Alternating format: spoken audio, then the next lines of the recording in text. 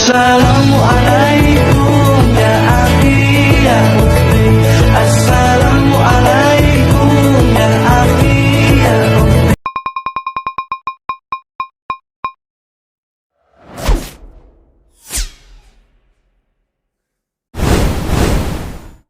Sedekah yo sedekah, biar hartamu berkah. Allah Maha Pemurah, pasti akan ditambah.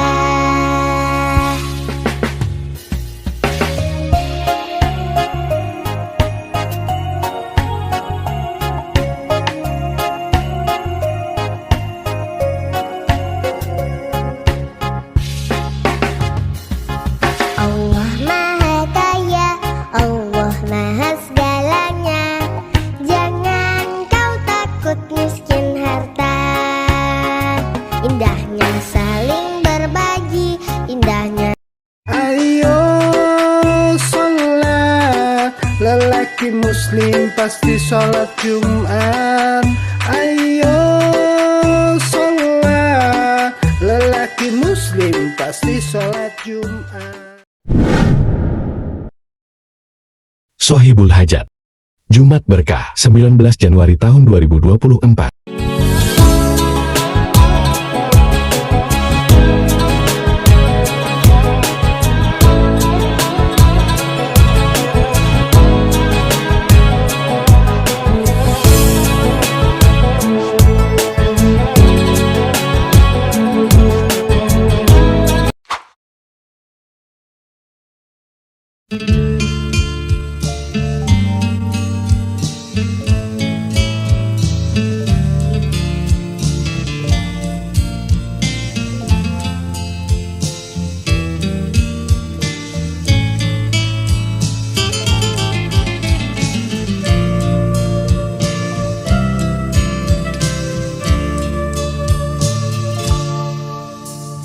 Ada sajadah panjang terbentang dari kaki buayan sampai ke tepi kuburan hamba, kuburan hamba bila mati. Ada sajadah panjang terbentang, hamba tunduk dan sujud di atas sajadah yang panjang ini.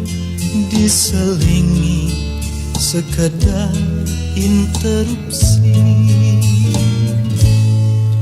mencari rezeki, mencari ilmu, mengukur jalanan seharian. Begitu terdengar suara azan, kembali tersungkur hamba. Ada sajadah panjang terbentang, hamba tunduk dan ruku, hamba sujud tak lepas kening hamba, mengingat di kau sepenuhnya.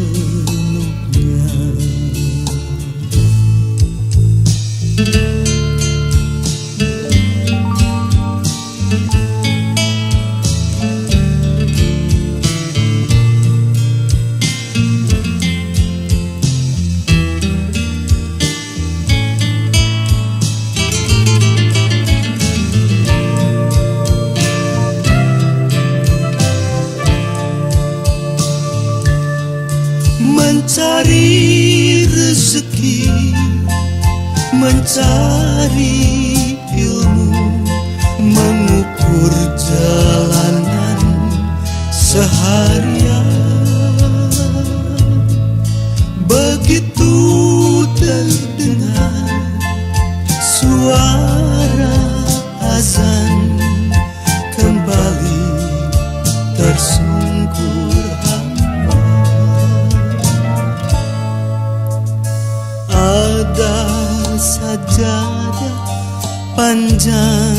terbentang, hamba tunduk dan ruku. Hamba sujud tak lepas kening hamba, mengingat Dikau sepenuhnya, mengingat Dikau sepenuhnya.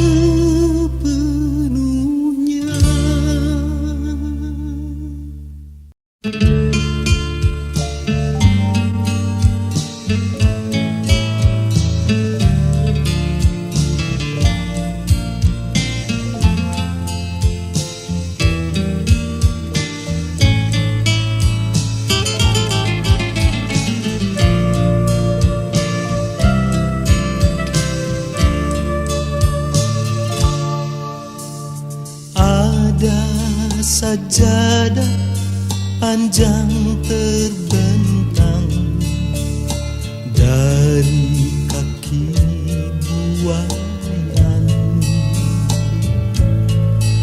sampai ke tepi kuburan hamba, kuburan hamba bila mati. Ada sajadah panjang terbentang, hamba tunduk dan sujud. Di atas sajadah yang panjang ini diselingi sekedar interupsi, mencari rezeki, mencari ilmu, mengukur jalanan seharian. Begitu terdengar suara azan, kembali tersungkur hamba. Ada sajadah panjang terbentang, hamba tunduk dan ruku. Hamba sujud tak lepas kening hamba, mengingat Dikau sepenuhnya.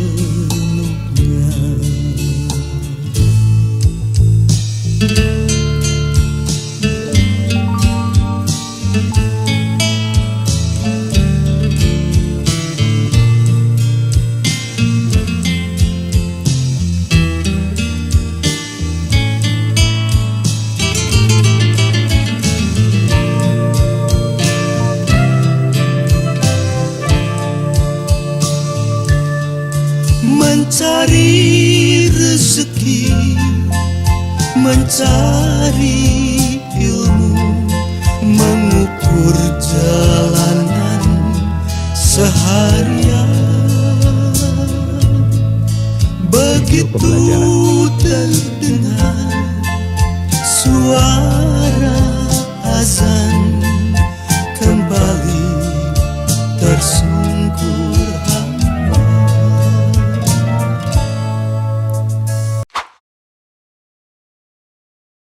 Video pembelajaran.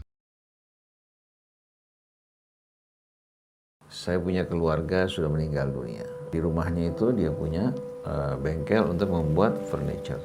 Satu hari uang di tangan dia itu tinggal 5.000 rupiah. Ini kurang lebih sekitar tahun 86, 87. 5.000 itu bisa beli gado-gado. Datang seorang susah minta bantuan. Uang yang 5.000 rupiah oleh suami diberikan pada wanita tersebut. Air matanya berlinang-linang menerima uang tersebut. Si wanita pergi, istrinya marah. Kak, gimana nih kita makan malam? Ini uang tinggal 5.000. Masa kamu berikan yang di tangan kamu? Dia bilang, 5.000 ini seandainya bisa kita bertahan untuk malam hari, besok bagaimana? Tapi kamu yakin kebaikan yang diberikan ini akan mendatangkan kebaikan yang lebih besar. Suami yakin betul-betul, walaupun suaminya ini bukan dari kalangan ulama, tapi suami yakin betul-betul. Dia yang bercerita pada saya suami sendiri.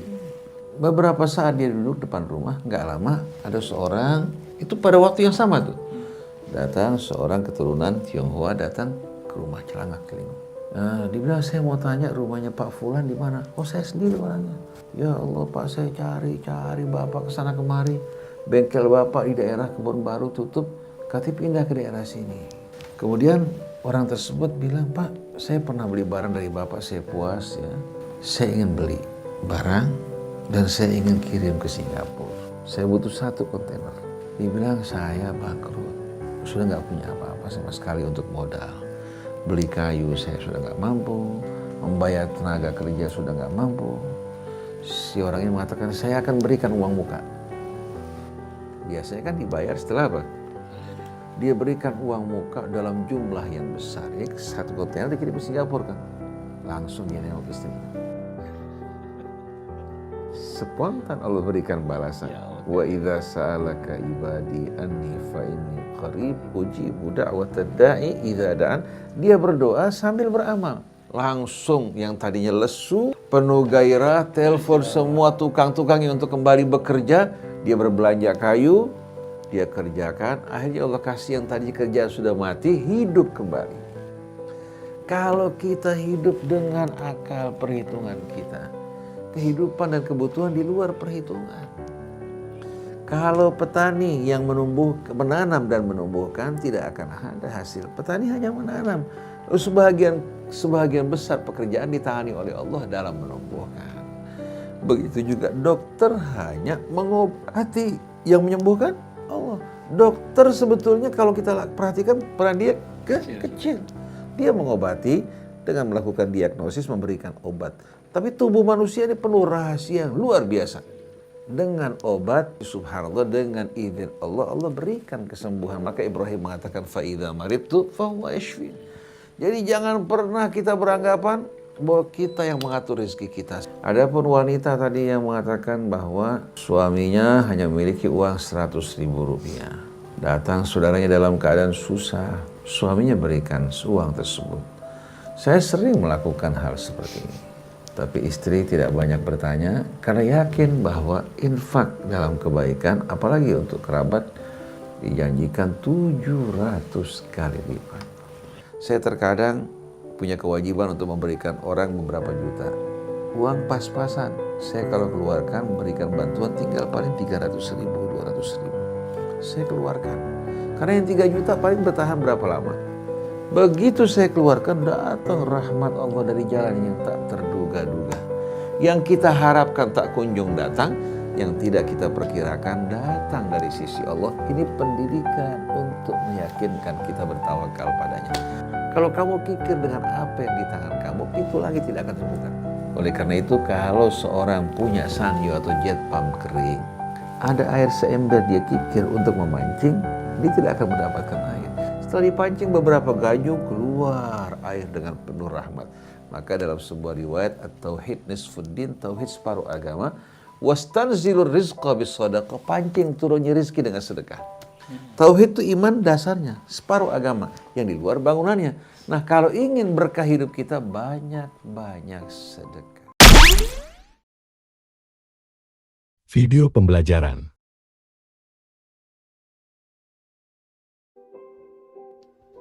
Secara umum, bersedekah adalah suatu perbuatan pemberian kepada orang lain yang dilakukan secara ikhlas tanpa dibatasi oleh waktu dan jumlah tertentu. Sedekah pun lebih luas dari sekedar zakat maupun infak. Di dalam Al-Quran terdapat begitu banyak ayat-ayat yang memberikan penjelasan tentang keutamaan-keutamaan dari bersedekah. Seperti ayat berikut ini, Allah Subhanahu wa Ta'ala berfirman, perumpamaan orang-orang yang menafkahkan hartanya di jalan Allah adalah serupa dengan sebutir benih yang menumbuhkan 7 bulir. Pada tiap-tiap bulir terdapat 100 biji. Allah melipat gandakan bagi siapa saja yang dia kehendaki, dan Allah maha luas lagi maha mengetahui. Quran Surat Al-Baqarah ayat 261. Berbicara tentang keutamaan dari bersedekah, ternyata ada begitu banyak riwayat yang mengisahkan tentang keutamaan dari bersedekah. Bahkan mungkin di antara kita yang saat ini juga ada yang memiliki pengalaman yang didapat dari keutamaan bersedekah. Maka dari itu, kami sajikan kisah-kisah dari kaum terdahulu yang mungkin bisa membuat kita semua menjadi rajin untuk bersedekah. Maka simak terus video ini sampai akhir hanya di channel Lensa Aswaja.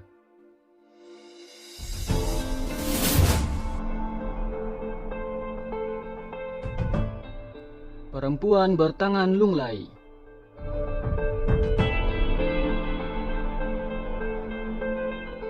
Sayyidah Aisyah radhiyallahu anha, yaitu istri Rasulullah Shallallahu alaihi wasallam, pernah bercerita bahwa pernah ada seorang wanita yang datang kepada Nabi Shallallahu alaihi wasallam sedang tangannya yang kanan telah lunglai atau terasa sangat lemah sekali. Wanita lunglai itu berkata, "Ya Nabi Allah, berdoalah kepada Allah supaya dia memperbaiki tanganku ini." Lalu Nabi Shallallahu alaihi wasallam bertanya kepadanya, "Apa yang telah menyebabkan tanganmu lunglai?" Kemudian wanita itu menjawab dengan bercerita, "Aku pernah bermimpi seolah-olah kiamat telah terjadi, neraka telah dinyalakan dan surga pun telah didekatkan. Tiba-tiba aku melihat ibuku yang telah meninggal berada di dalam neraka jahanam, sedang tangannya memegang sepotong lilin dan tangannya yang lain memegang secari kain yang kecil, dan dengan kedua benda itu dia melindungi dirinya dari api. Lalu aku bertanya kepada ibuku, 'Kenapa aku melihat engkau berada di lembah yang mengerikan ini, padahal engkau dulunya adalah orang yang taat kepada Tuhanmu, sedangkan suamimu pun juga telah ridho kepadamu?' Lalu ibuku menjawab, 'Wahai putriku, semasa di dunia aku adalah wanita yang bakhil atau pelit, dan ini adalah tempatnya orang-orang yang bakhil.' Kemudian aku bertanya lagi, 'Lalu untuk apakah lilin dan kain yang ada di tanganmu ini?' Ibuku pun menjawab, 'Hanya kedua benda inilah yang pernah aku sedekahkan di dunia, dan hanya kedua benda inilah yang pernah aku sedekahkan sepanjang hidupku. Maka dari itu benda yang lemah ini aku gunakan untuk melindungiku dari api, yang padahal ini adalah sia-sia.' Aku pun bertanya lagi, 'Lalu di manakah ayah?' Ibuku pun menjawab, 'Dia adalah seorang lelaki yang dermawan. Dia berada di tempat orang-orang yang dermawan.' Kemudian aku pun datang ke surga, dan ternyata ayahku sedang berdiri di telagamu memberi minum kepada orang-orang ya Rasulullah.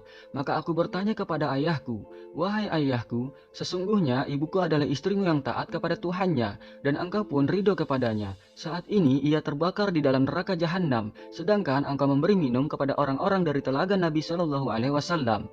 Maka berilah ibu seteguk air dari telaga ini juga.' Lalu ayahku menjawab, 'Wahai putriku, Allah telah mengharamkan telaga Rasulullah atas orang-orang bakhil dan durhaka.' Kemudian aku mengambil segelas dari telaga itu tanpa seizin ayahku. Lalu aku berikan kepada ibuku yang sedang kehausan. Setelah itu aku mendengar suara yang mengatakan, 'Semoga Allah Subhanahu wa ta'ala melunglaikan tanganmu, karena engkau telah memberi minum kepada wanita pendurhaka yang bakhil dari telaga Nabi Shallallahu alaihi wasallam.' Setelah mendengar itu, aku pun terbangun dari tidurku dan aku pun terjaga. Namun ternyata tanganku benar-benar telah lunglai seperti yang engkau lihat saat ini." Mendengar cerita dari wanita lunglai itu, kemudian Rasulullah Shallallahu alaihi wasallam pun meletakkan tongkatnya pada tangan wanita itu, lalu berkata, "Demi kebenaran mimpi yang telah dia ceritakan, sehatkanlah kembali tangannya." Maka seketika itu juga tangannya menjadi sehat kembali dan menjadi seperti sedia kala. Lalu Rasulullah Shallallahu alaihi wasallam bersabda, "Kedermawanan itu adalah sebatang pohon dalam surga yang dahan-dahannya menjutai ke dunia. Maka barang siapa yang mengambil salah satu di antaranya, maka dahan itu akan membimbingnya ke surga.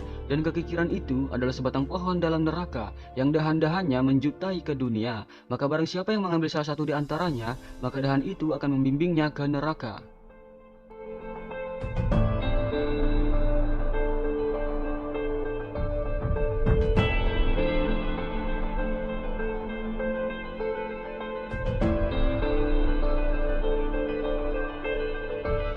Burung elang dan Nabi Sulaiman.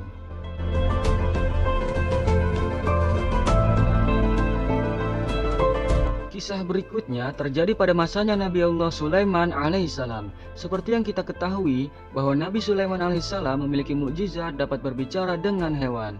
Dan juga Allah Subhanahu wa ta'ala menganugerahkan Nabi Sulaiman pasukan dari golongan jin berada dalam kekuasaannya. Pernah diceritakan bahwa suatu ketika ada seekor burung elang yang datang kepada Nabi Sulaiman alaihissalam dan berkata, "Wahai Nabiullah, sesungguhnya ada seorang lelaki yang mempunyai batang pohon, sedangkan aku menetaskan telur-telurku di atas pohon itu, dan orang itu mengambil anak-anakku."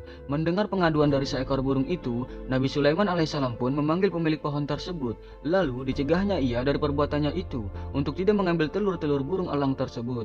Lalu Nabi Sulaiman memerintahkan dua makhluk dari golongan jin, dan ia berkata, "Sesungguhnya aku perintahkan kalian berdua, apabila tiba tahun depan lalu orang ini mengambil anak-anak dari burung itu lagi, maka tangkaplah dia dan belahlah dia menjadi dua bagian, lalu lemparkanlah setengah ke timur dan setengahnya lagi ke barat." Lalu tibalah tahun berikutnya. Ternyata pemilik pohon itu lupa akan perkataan Nabi Sulaiman alaihissalam yang melarangnya untuk tidak mengambil anak-anak dari burung elang itu lagi. Lalu pemilik pohon itu pun memanjat pohon miliknya itu dan mengambil anak-anak burung elang itu lagi. Namun kali ini sebelum ia memanjat pohon itu, dia telah bersedekah dengan sesuap makanan kepada orang yang lapar. Kemudian induknya yang melihat anak-anaknya diambil oleh pemilik pohon itu lagi, datang kepada Nabi Sulaiman alaihissalam untuk mengadukan pemilik pohon itu. Setelah mendengar pengaduan dari burung elang tersebut, maka dipanggillah oleh Nabi Sulaiman alaihissalam kedua jin yang diperintahkan untuk menghukum pemilik pohon tersebut.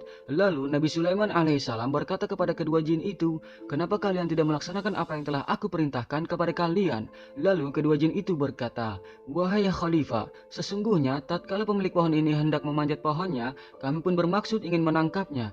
Akan tetapi dia telah bersedekah kepada seorang lelaki dengan sepotong roti. Maka Allah Subhanahu wa Ta'ala mengirim kepadanya dua malaikat dari langit, sehingga kedua malaikat itu menangkap masing-masing dari kami berdua.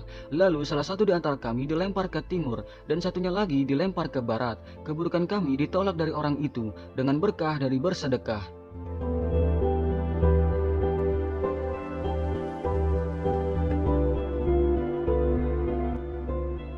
Seorang ibu dan serigala.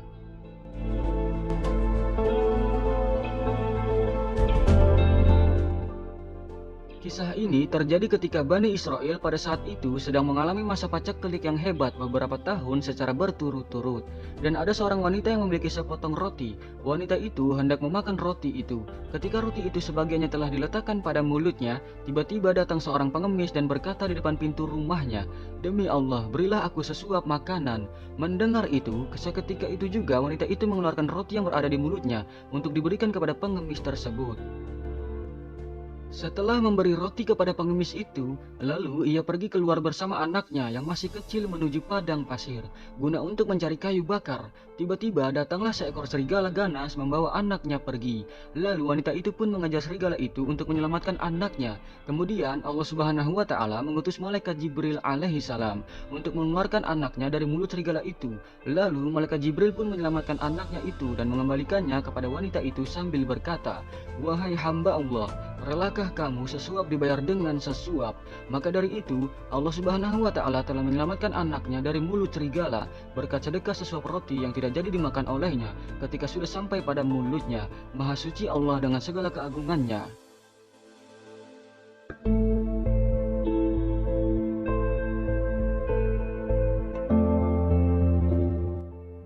Sahabat beriman yang insya Allah dirahmati Allah Subhanahu wa Ta'ala, itulah kisah-kisah menarik tentang keutamaan bersedekah. Semoga dari kisah-kisah ini dapat membuat kita bertambah rajin untuk bersedekah.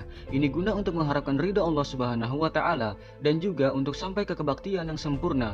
Karena memang seorang hamba tidak bisa dikatakan sampai ke kebaktian yang sempurna kepada Allah Subhanahu wa Ta'ala sebelum ia mensedekahkan hartanya yang ia cintai.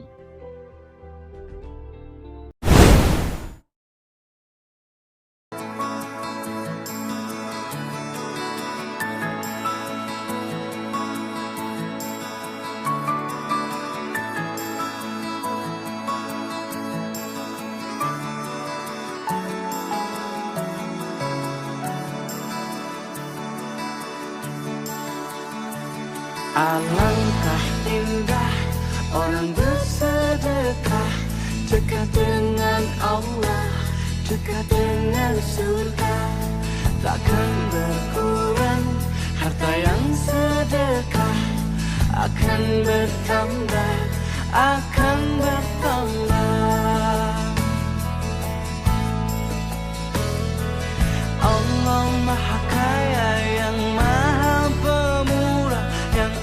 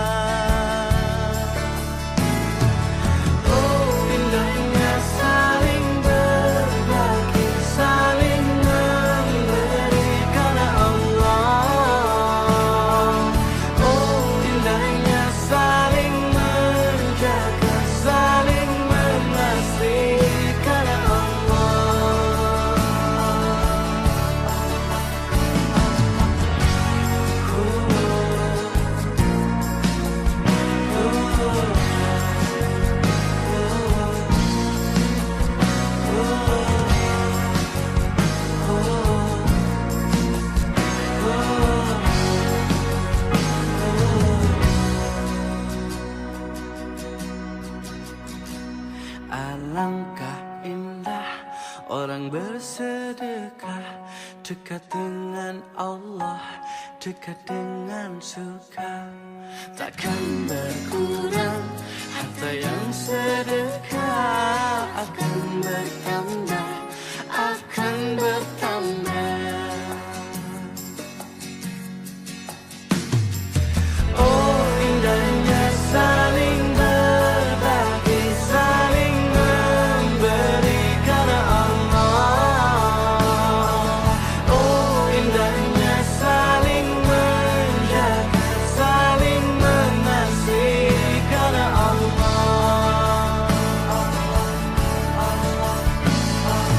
Allah Maha Kaya yang Maha Pemurah, yang akan mengganti dan membalasnya. Allah Maha Kuasa yang Maha Perkasa, semua akan membalas surga.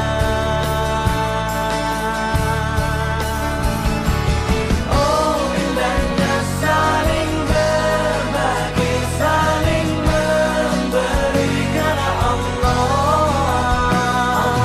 Oh indahnya saling menjaga, saling mengasihi karena Allah. Oh indahnya saling berbagi, saling memberi karena Allah. Oh indahnya saling menjaga, saling mengasihi karena Allah.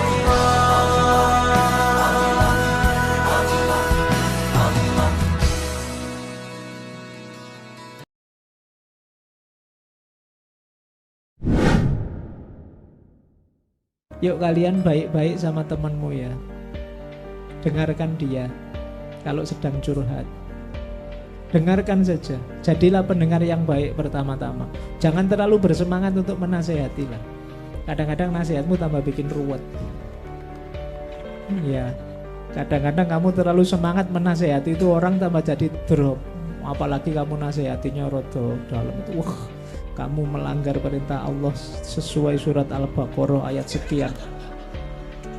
Itu orang sedang bermasalah tambah judek, apalagi mbok ancam-ancam neraka, itu ancamannya neraka. Itu tambah stres koncomu. Kalau Anda bekerja selalu mengharapkan hasil, Anda kecewa. Udah nyiapkan proyek, udah studi, udah bagus-bagus, tiba-tiba nggak dapat seperti yang diharapkan, capek. Makanya kata Allah itu nikmati ikhtiarnya. Karena rezekinya sudah ditetapkan, nggak akan tertukar. Anda memikirkan sesuatu yang sudah pasti, kurang terjadi. Ya, kadang-kadang kalaupun nggak dapat sekarang, tapi ikhtiar Anda itu keringatnya, ilmunya, pikirannya, biayanya, itu sudah dinilai, dituliskan. Begitu dituliskan, rezeki itu diakumulasikan. Jadi kalau nggak dapat sekarang, besok satu diakumulasikan. Cuman kadang-kadang ketika dapat nggak sadar kalau itu lebih besar dari apa yang diharapkan, karena dikumpulkan dari sebelumnya. Tidak usah khawatir. Makan ketika lapar, berhenti makan sebelum, itu bukan hadis. Nanti diminta pertanggungjawaban sama Nabi nanti. Oh, bukan hadis. Saya pernah disentil sama Ustadz Ali Hidayat. Dulu saya mengatakan begitu pada saat acara sejadah. Makan di saat lapar, berhenti makan sebelum kenyang. Ternyata itu bukan hadis Nabi, itu hadis palsu. Saking palsunya, itu tidak ada di buku riwayat hadis palsu. Itu cerita zaman dulu bahwa ada seorang dokter tabib yang diutus oleh bangsa Yunani untuk mempelajari orang-orang Arab kenapa kok sehat-sehat. Ternyata penelitian dari dokter tersebut, tabib tersebut, orang Arab itu sehat karena makan di saat lapar, berhenti makan sebelum kenyang. Tapi itu bukan ucapan Nabi, bukan yang dilakukan oleh Nabi juga. Hadis yang benar, di saat kamu memasukkan makanan, cukuplah sepertiganya buat makanan, karena sepertiganya lagi buat air, dan sisanya untuk bernafas. Itu baru hadis sahih. Kalau kita dikecewakan oleh seseorang, jangan fokus mikirin dia yang mengecewakan kita, tapi langsung mikirin Allah. Apa jawabannya? Allah gak mungkin mengecewakan hambanya. Allah gak mungkin menyakiti hambanya. Allah gak mungkin menzalimi hambanya. Allah gak mungkin ninggalin hambanya. Berarti kalau ada orang yang mengecewakan kita, pergi meninggalkan kita, kalau kita balikin ke Allah, kita yakin, yes, Allah sedang menyiapkan skenario terbaik, pengganti terbaik. Bukan dia, tapi dia yang lain yang sedang Allah persiapkan untuk kita. Allah itu lebih bangga dengan kita ketimbang dengan malaikat. Karena malaikat itu ada normalnya ya. Masyhur itu kata Allah, saya ini bangga dengan hamba-hamba saya. Terus kata malaikat, dengan kita ya Allah, karena iman kita ini orisinil, melihat engkau langsung. Enggak, bangkune kira iman wong ning ngarepku, kowe roh kekuatanku, roh aras, roh kursi, roh alam malakut, alam jabarut. Lalu siapa? Ya para nabi. Ya nabi tentu hebat, wong dia dapat wahyu dari saya. Tapi yaitu orang-orang yang enggak jelas kayak sampean ini, orang-orang yang enggak jelas. Tapi iman sama saya, padahal ya enggak ngerti saya. Kok sampean kan ngerti Allah ya ora, ngerti nabi ya ora, ngerti swarga ya ora, ngerti neraka ora. Tapi wedine neraka iku nganti nangis, ya Allah, jangan sampai saya masuk neraka. Guayane iku koyo paham. Jadi ini yang dibanggakan Allah. Kalau malaikat sama nabi itu kan normal. Ya tentu Allah sangat bangga karena, tapi kan ada unsur normalnya, apa? Banyak kaula muda yang hidup membangun casing, sibuk merasa mulia dengan bungkus tapi isinya tidak ada apa-apanya. Tidak akan tenang hidupnya, tidak akan bahagia, selalu akan gelisah karena Allah tidak memberikan kebahagiaan pada dosa dan maksiat. Adik-adik ingin bahagia tidak? Ingat baik-baik ya, tidak ada ketenangan dalam dosa, tidak ada kebahagiaan dalam maksiat. Jadi hidup hedon, hidup senang memamerkan barang-barang duniawi, itu hidup yang akan penuh kegelisahan. Hadirin sekalian, stres itu karena terlalu banyak berpikir dan sangat sedikit berzikir. Seharusnya setiap mikir jadi zikir.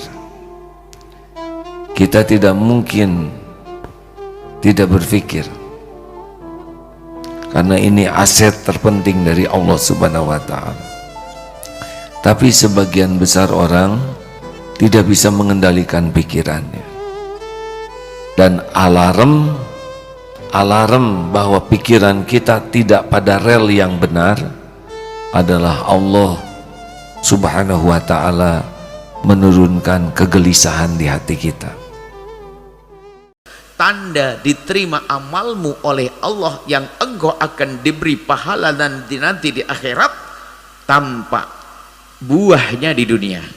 Kalau engkau adalah seorang yang ahli sholat, tanda engkau akan mendapatkan pahala sholat yang sesungguhnya nanti di akhirat. Jika ternyata sholatmu di dunia ini menjadi engkau tanha anil fahsya'i wal munkari, sholat itu menjadikan engkau menghindari dari kemungkaran. Mau berbuat dolim menjadi susah. Yang pandai bersedekah tiba-tiba Allah lembutkan hatinya. Wujdanu thamarati ta'ati, menemukan buah ketaatannya saat di dunia. Video dakwah. Kemudian ini semua tadi yang kita sebutkan manfaat ukhrawi. Ada manfaat duniawi juga tentang sedekah. Di antaranya sedekah itu bisa menyembuhkan penyakit. Ya. Dalam hadis Rasulullah SAW bersabda, hadis yang hasan, "Dawu mardakum bis sadaqah." Sembuhkanlah orang-orang sakit di antara kalian dengan sedekah. Ini dalil bahwasanya seorang kalau bersedekah niatnya karena Allah, bukan karena riya, bukan karena ingin dipuji, bukan karena ingin disanjung, kemudian dia menempelkan niat duniawi untuk kesembuhan orang yang sakit di keluarganya, maka ini dibolehkan. Dan ini bukan syirik, ya. Syirik itu kalau dia niat karena Allah sekaligus untuk dipuji, ya. Sekarang ini tidak syirik. Kenapa? Karena tujuan kita hanya Allah. Kemudian kita ingin ambil sedikit ganjaran dari Allah duniawi yang Rasulullah SAW menjanjikan. Maka ini bukan syirik. Syirik itu apa? Kita menggandengkan selain Allah bersama Allah. Dari sisi tujuan kita sedekah, kita tujukan kepada siapa? Kalau kepada Allah murni, mana ikhlas. Tapi kalau kita tujukan kepada Allah sekaligus untuk dipuji manusia, ya, maka ini riya. Ini tidak, kita tetap ikhlas kepada Allah dan kita juga berharap kepada Allah ada ganjaran dunia. Bukan berharap kepada manusia. Maka ini bukan riya. bukan syirik. Jadi ini boleh. Tetapi yang menjadi tujuan utama adalah untuk mendapatkan pahala ukhrawi, pahala akhirat. Boleh kita domplengkan, kita tempelkan niat untuk kesembuhan. Yang bilang begitu siapa? Nabi. Dia mengatakan, da'u mardakum bis sadaqah. Sembuhkan orang sakit yang terkena dengan bersedekah. Ini amal seperti ini banyak. Seperti kata Rasulullah SAW, ya, man ahabba an yubsat lahu fi rizqihi wa yunsa fi athari falyasil rahimah. Barang siapa ingin dilapangkan rezekinya, ingin dipanjangkan umurnya, maka sambung silaturahmi. Maka seorang boleh berniat menyambung silaturahmi karena Allah, sekaligus supaya panjang umur, sekaligus supaya rezeki lancar, boleh menempelkan niat karena Allah, sekaligus karena untuk dapat manfaat duniawi, ya. Ya. Boleh, ya. Dalam ayat Allah mengatakan, laisa alaikum junahun an tabtagu fadlan min rabbikum. Ya, tidak mengapa tatkala kalian berhaji sekaligus mencari karunia Allah. Ini disebutkan oleh para ulama, enggak apa-apa seorang berhaji sekaligus dagang, enggak jadi masalah. Yang penting niatnya karena Allah haji tersebut, bukan karena riya. Kemudian sekaligus dia dagang, jualan sama jemaah haji yang lain, ya. Enggak jadi masalah dalam syariat, ya. Jadi di antara faedah dari sedekah yaitu bisa menyembuhkan penyakit. Namun kata para ulama, dia harus niatkan hal ini. Jadi dia niatkan sedekah saya kali ini untuk kesembuhan ibu saya misalnya. Jadi bukan hanya sekedar sedekah begitu saja, tapi ada dalam hatinya terbetik niatnya untuk apa? Menyembuhkan misalnya ibunya, untuk menyembuhkan penyakitnya dia sendiri, menyembuhkan penyakit bapaknya misalnya. Dan ini masyhur di Arab Saudi seperti ini banyak. Saya punya teman dulu kayak begitu. Siranda ini ada orang mau kasih 3.000 real, 4.000 real buat apa? Ada keluarganya sakit, tolong sedekahkan. Dan itu masyhur bahwasanya sehingga mereka terbukti banyak yang sembuh. Makanya mereka sering seperti itu. Di Arab Saudi sering seperti itu. Mereka benar-benar yakin dengan apa?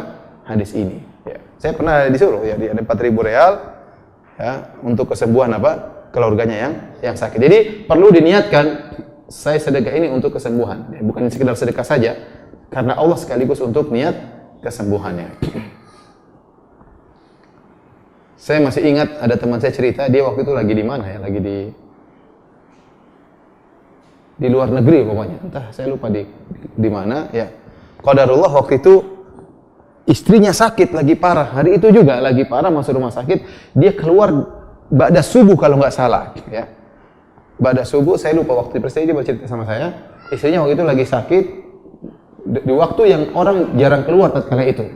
Maka dia bersedekah, dia ingin istrinya selamat waktu itu di operasi atau ada masuk rumah sakit lah.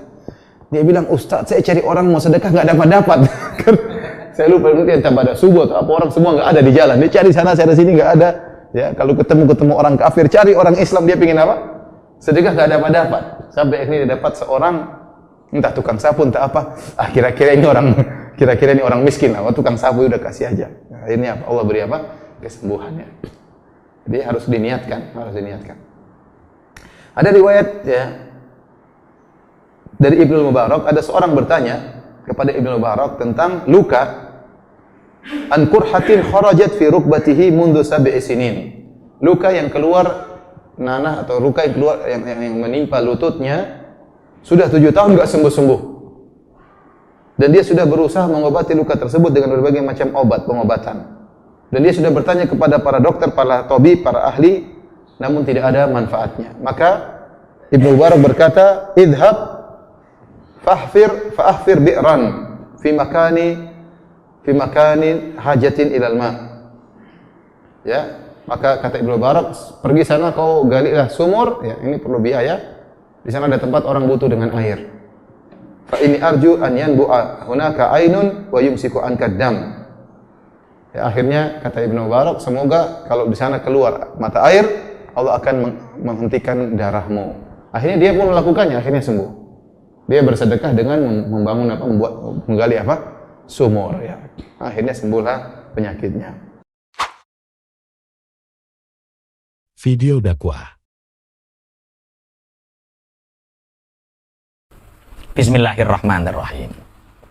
Wa qala Fataha al-Musili rahimahullah ta'ala. Wa qala Fathul al-Musili. Imam Fathullah, Syekh Fathullah al-Musili. Musulmu saat ini pundi ya? Irak. Alaisa al-marid idza mana at'ama wa syaraba wa dawa ayamun? Qalu bala. Syekh Fathullah al-Musili dawuh ngeten. Apakah orang yang sakit ketika dia tidak diberi makan dia tercegah dari makan, minum dan obat, dia akan mati. Masyarakat menjawab, umat menjawab, bala nggih. Wong loro kok gak mangan, gak ngombe obat, mati.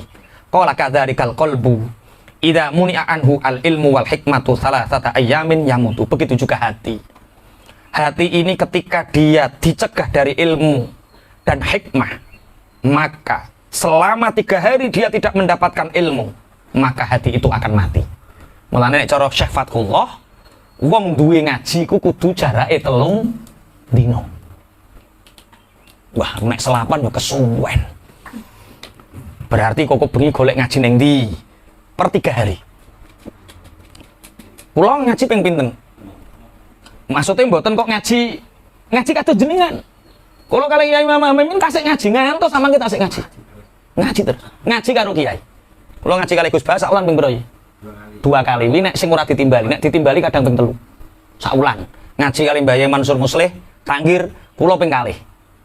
Berarti ping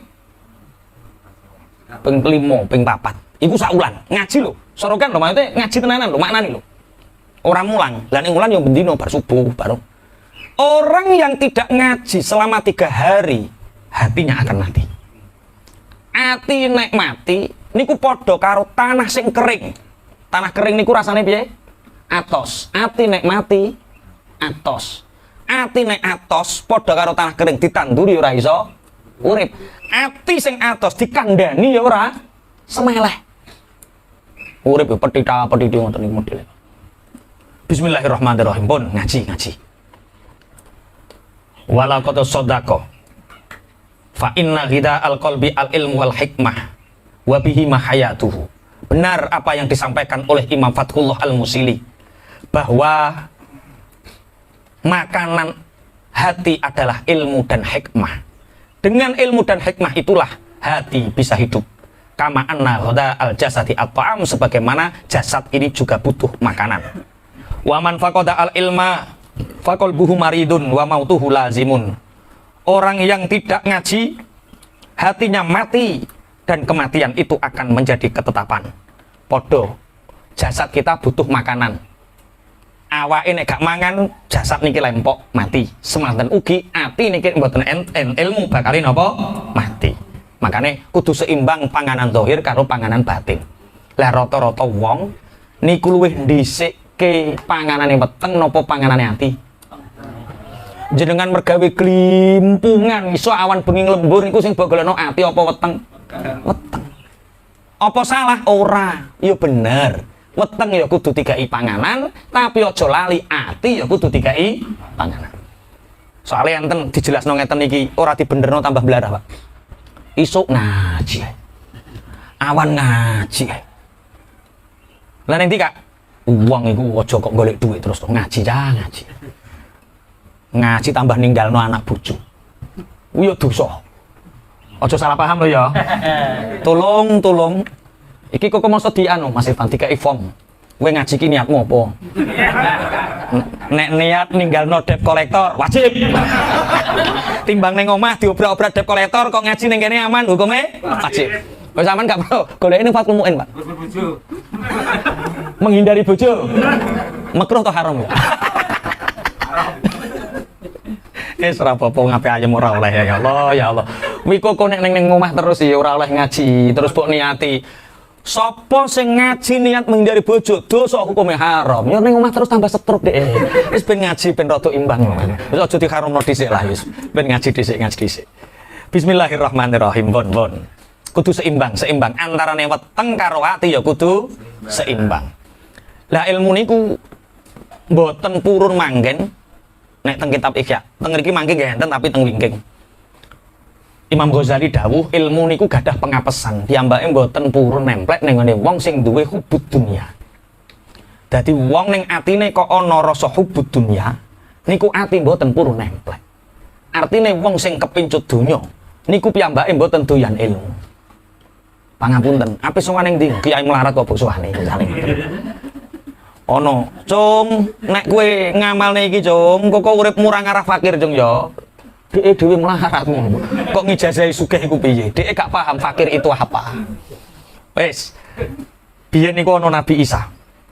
Nabi Isa niki dicoba duwe murid loro hubud dunya. Iki mumpung awal-awalan ngaji kula sampaiaken. Duwe murid loro padha-padha hubud dunya. Nabi Isa. Suatu saat Nabi Isa niku nggawa roti kabeh papat. Roti niki kabeh papat. Bareng roti kabeh papat niki didahar Nabi Isa nggih dahar, murid loro dahar. Lah wonge telu kok rotine papat. Dahar siji-siji rotine kantun setunggal. Nabi Isa qadil hajat di toilet. Cara biyen yo ora ning toilet, biyen qadil hajat yo ning mbah jaman semono piye lah. Nah, qadil hajat, bakto qadil hajat, nemoni santrine loro niki rotine mpun ilang. Lho, rotine kok gak eneng. Sapa sing mangan? Kowe yo. Mboten Nabi Isa, mboten kula. Lah kowe? Mboten kula. Lah sapa? Nggih duka wong sami-sami mboten ngertos. Ya wis, akhirnya Nabi Isa niku mlampah. Ana kidang mboke mati, anake urip. Mbokane mati, anake urip mek diteblek karo Nabi Isa. Kum bi idznillah. Iki kidang sing mati urip kanthi izine Allah, urip Pak. Murid ditakoki, kowe percaya nek aku nabi? Percados Nabi Allah. Kowe percaya nek aku rasul? Percados. Iki apa jenenge? Mukjizat. Kowe iman nek aku nabi? Iman. Sing nyolong roti ku sapa? Mboten kula niku. Mboten kula. Ya wis. Melangkah nyebrang sungai. Cekeli tanganku. Cekeli tangane Nabi Isa. Mlaku ning dhuwur sungai. Sampai pinggir gisik. Kue iman nek aku nabi, iman nek aku rasul, iman ya Nabi Allah. Mau jenenge apa? Mukjizat. Berarti percaya. Sing nyolong roti ku sapa? Mboten. Wong beriman iku ora ngarah mbuduni. Ya wis. Ning pinggir gisikan Nabi Isa niku gawe wedi dikumpulno dadi papat. Dadi kaya gawe bal cilik saka wedi dikumpulno dadi papat. Nabi Isa ndonga ning Gusti Allah, ya Allah, kun zahaban. Ya Allah, jadikanlah pasir ini menjadi emas. Seketika atas mukjizatnya Allah niki dadi emas. Murid langsung ajib. Emas niki kangge sinten ya Nabi Allah? Emas niki sing siji kanggo aku, Cung. Sing siji kangge kowe, sing siji kanggo kowe. Lah tasik setunggal niku kangge sinten? Kali siji ku kanggo sing nyolong rotiku. Jere santrine loro, lah niku kula. Niku kula. Sing nyolong roti niku kula. Ya wis, jere Nabi Isa. Aku gak butuh santri sing ning atine kepincut donya. Soalnya antara iman karo hubud dunya niki dua hal yang tidak bisa disatukan. Wong nek duwe iman mesti sakok, wong sing ora duwe iman niku seneng donya. Lah terus wis emas ki ndang peken. Tapi ojo melu aku maneh, ojo dadi santriku maneh. Nabi Isa melanjutkan perjalanan, wong loro santri ki guyu-guyu. Ora ngaji wis. Sing penting awake saiki wis sugih, wis duwe emas. Cocok ora kira-kira? Wong nang senengane donya ya. Akhire ciri, wis ora usah ngaji apa-apa, sing penting awake sugih, ya wis cocok. Wis kowe loro, aku loro ya loro. Mlaku, Pak. Mlaku meninggalkan Nabi Isa. Baru beberapa langkah, wis dikalungi arit karo wong loro. Rampok. Serahkan semua hartamu. Aku ngerti nek kowe nggawa emas. Ndredeg muridnya Nabi Isa. Wis ngene lho, ayo rundingan dhisik. Emas ki ora sethik ki akeh, rundingan dhisik. Iki emas ki ngono kabeh patang glondong, awake rak yo wong papat atau siji-siji dang lho wis genah. Wis ora usah paten-patenan, wis rasa ayo gendah-gendahan wae. Oh iya, dikek sak glondong. Hujan deras, Pak. Wis padha nyekeli siji-siji udan terus ngarepe ana guwa. Udan terus gak leren-leren sampai merasa lapar. Mulai grimis, iki kok awake wis sedina sungi ra mangan-mangan, kudu golek panganan. Lah terus sing dienggo tuku daharan ki apa? Ya nyuwel emas. Lah emas sapa? Iki padha wong papat, padha hubud dunia. Masya Allah, masalah nraktir dan ngongkok-ongkokan, ya Allah. Nek kula kali Kaji Ridhoi rebutan traktir ji yo. Nek ning Mekah, wah aku sing bayar, wis cepet-cepetan sing bayari. Kowe ning Mekah. Nek ning kene kok malah ya. Wes, akhirnya pangapunten. Ya wis enten sing ngalah siji, tak cuwil iki. Tapi kudu didampingi. Iki nek rampok do ilange, nek santri Nabi Isa do ilange. Ya wis ngene, wong loro supaya padha slamete, sing siji murid Nabi Isa, sing siji rampok. Nggawa emas sakwil digawa ning pasar tuku. Neng dalan iku mikir, emas wis apik-apik, rong glondongan udah disak glondong yo. Lah piye? Awake rak dikongkon tuku sarapan. Iya. Umpama lho yo ki aja dadi welange atimu. Umpama awake sarapan, terus sing loro ning gua kan gak ngerti apa-apa yo. Sarapane iki ayo dicampuri racun. Supaya kok teko kono, wonge mangan sarapan mati, emasnya dipek awake. Cocok apa ora? Cocok. Cocok. Ya wis. Mangan sarapan dikai racun. Mulai guya-guyu. Kok oleh rong glondong.